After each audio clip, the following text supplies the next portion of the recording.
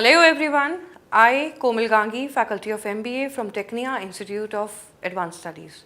Today, I am going to deliver a lecture on the control process. In the previous class, we discussed about what control function is, the meaning, the characteristics of control, and the relevance and importance of control. Now continuing that, in today's class, we'll be discussing about what the control process is all about. Now control consists of assuring that the results of operations conform as closely as possible to the established goals and predetermined standards.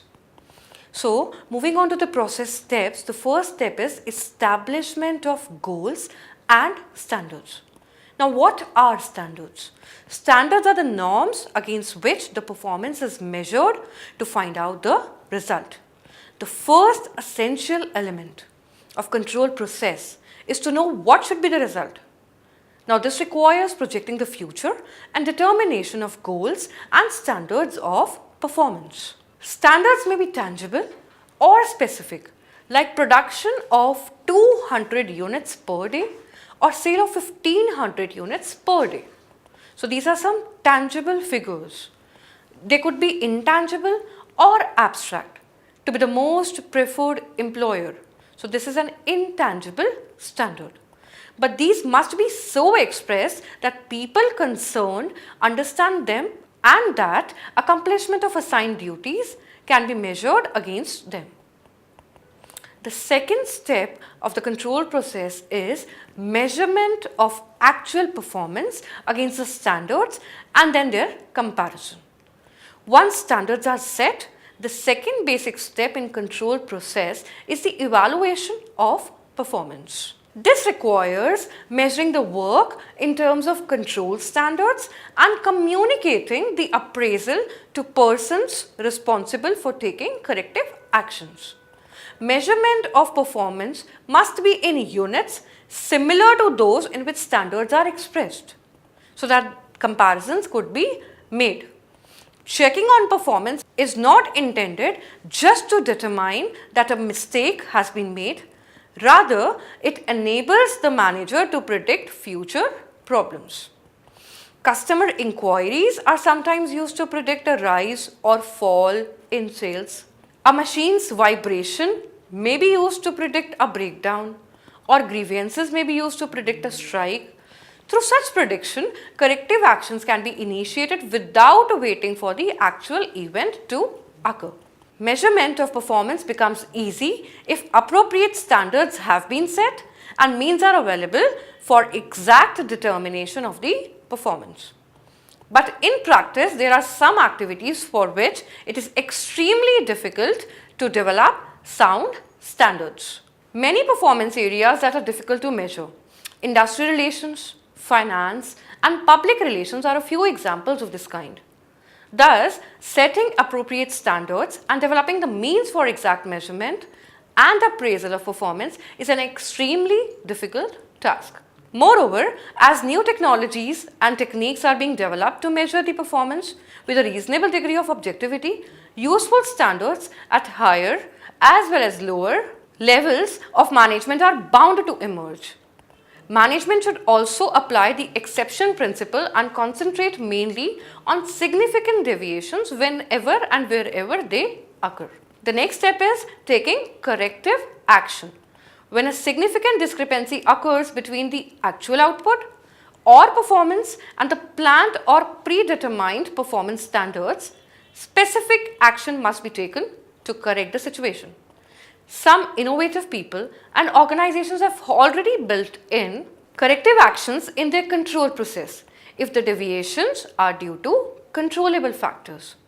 Some even go to the extent of identifying the uncontrollable factors and developing alternative courses of action for deviations. While deviations occur and the procedures regarding corrective action are given in advance to the performers of the job, actions can be taken without delay. These are the following phases I will be discussing now of the corrective action. The following are important phases of corrective action. First is the operation phase. Now prompt investigation of the causes of the deviation are being known, decisions concerning the required corrective action are being judged, prompt direction for correcting the situation in accordance with the decision is being taken, and close supervision of the corrective action to ensure that this is taking place according to the instructions and is effective. Next is our administrative phase, which follows the operative phase. Here, further investigation of recurring difficulties to determine the basic factors, either human or physical, that are responsible. Disciplinary action, either positive or negative as the situation requires, and creative planning to prevent a recurrence of the situation. Recognition of the situation and the introduction of the planned measurement is taken care of. Now, the next step here is follow through.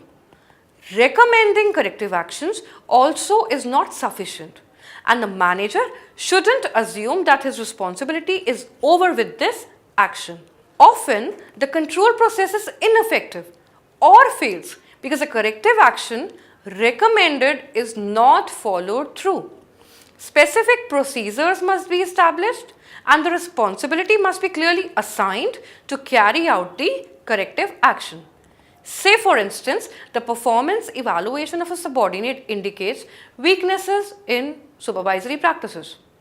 The superior of this individual recommends a corrective action by which the individual is to undergo some training in supervisory practices. The responsibility for that corrective action is not over just by making this recommendation.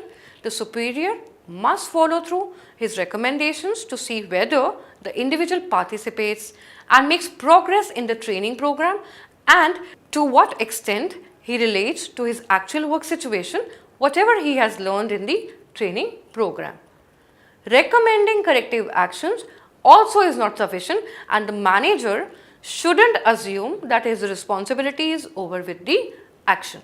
So, to conclude the control process, it starts with establishing the controls and standards, then measuring the standards, and then finally taking the corrective action, and the last step is follow through. So with this we end up with the control process. Now let me discuss with you the relationship that exists between planning and controlling. So every time you must have heard, whenever we use the term control, plan goes with control. So we can say that planning and controlling are closely linked to each other. They are called the Siamese twins of management. Not surprisingly, effective planning facilitates controlling and controlling facilitates planning. The reciprocal relationship between planning and controlling is depicted in the figure. Planning lays out a framework for the future, and in this sense, it provides a blueprint for control. A system of control presupposes the existence of certain standards. Planning provides the standards of performance, which serves as the basis of control.